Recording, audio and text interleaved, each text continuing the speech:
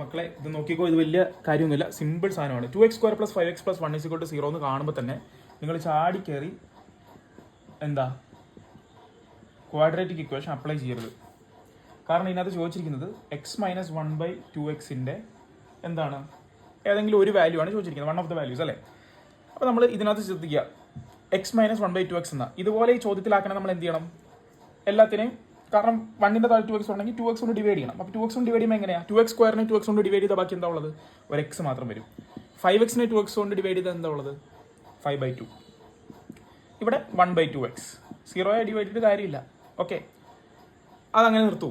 നമുക്ക് ചോദിച്ചിരിക്കുന്ന x - 1/2x ആണ്. അപ്പോൾ അതുപോലെ ഇതിനെ നമ്മൾ ആക്കുമ്പോൾ എന്താ, നമ്മൾ ഈ 5/2 അടുത്ത് അങ്ങോട്ട് ഇടും. അപ്പോൾ x + 1/2x എന്ന് പറഞ്ഞാൽ എന്താ, -5/2 വന്നു. ഇനി നമുക്ക് എളുപ്പത്തിൽ കണ്ടുപിടിക്കാൻ പറ്റും. അതായത് x - 1/2x ആണ് നമ്മൾ ചോദിച്ചിരിക്കുന്നത്. നമുക്ക് x + 1/2x നമ്മുടെ കയ്യിലുണ്ട്. അപ്പോൾ അതിന് നമുക്ക് ഉപയോഗിക്കാൻ പറ്റുന്ന ഒരു ഇക്വേഷൻ a + b എന്ന് പറഞ്ഞാൽ നമുക്ക് n തന്നിട്ടുണ്ടെങ്കിൽ a - b എന്ന് പറഞ്ഞാൽ നമുക്കറിയാം √ എന്താ n² - 4ab ആണ്. ഇത് അറിയില്ലെങ്കിൽ അത് എഴുതി വെച്ചോ. അപ്പോൾ എന്താ, a + b = n, x + 1/2 = n.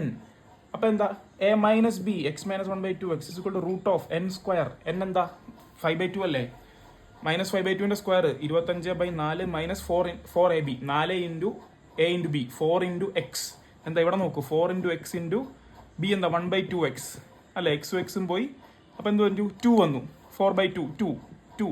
അത് എളുപ്പത്തിൽ എഴുതാൻ വേണ്ടിയിട്ടാണ് അങ്ങനെ എഴുതിയത്. ഓക്കെ, അപ്പോൾ എന്ത് വന്നു, √25 - എന്താണ് 8/4 എന്ന് വെച്ചാൽ എന്താ, 25 - 8 എന്താ, ഇത് 17 അല്ലേ. അപ്പോൾ √17/2 ഓപ്ഷൻസിലുള്ള √17/2 വരും. ഇപ്പോൾ വലിയ കാര്യമൊന്നുമില്ല, എളുപ്പമാണ്.